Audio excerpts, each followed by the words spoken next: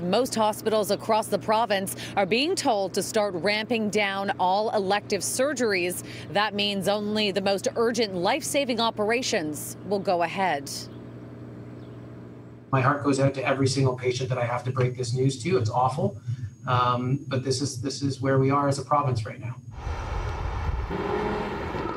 An estimated 250,000 Ontarians are still waiting for surgeries that were backlogged from the first and second waves. And as ICU beds continue to overflow with COVID-19 patients, the province is now telling most Ontario hospitals to once again hold off on surgeries so that staff can be redeployed. The term elective in general, prior to all of this, has really been used for things that we schedule. That includes cancer surgeries, cardiac surgeries, really life-saving operations. I guess it's on the surgeons or the hospitals now to determine who gets surgery and who doesn't. And most of these decisions are now being made based on expert opinion because we just don't have a lot of evidence to guide what can wait safely and what can't wait safely. Here's an example of what this will look like. I'm told Humber River Hospital will be using a fraction of their 18 operating rooms. We haven't done the final planning, but we'll have an emergency room. We always have that.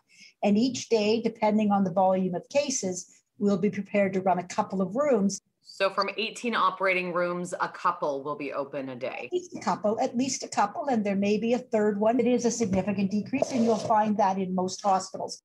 Just 9 days ago, the province's own science advisory table showed modeling suggesting we were heading in this direction and that a stay-at-home order would control the surge and protect access to care. Later that same day, the Premier announced a so-called shutdown that allowed malls and non-essential businesses to remain open. It took another week and mounting pressure from the medical community to finally implement a stay-at-home order. Today, the Premier was asked about the surgery situation shortly after receiving his first dose of vaccine. The quicker we get these vaccines into people's arms, we'll be able to lighten the load on ICUs. You have to go on the news, you look around the world, Ontario's doing pretty well right now. We will get to those surgeries as soon as possible. As surgical oncologist, Dr. Shadi Ashamala prepares to deliver what he calls a new brand of bad news to some of his patients. He believes all of this could have been avoided. This time it's much more of a difficult pill to swallow because this time it certainly was much more predictable.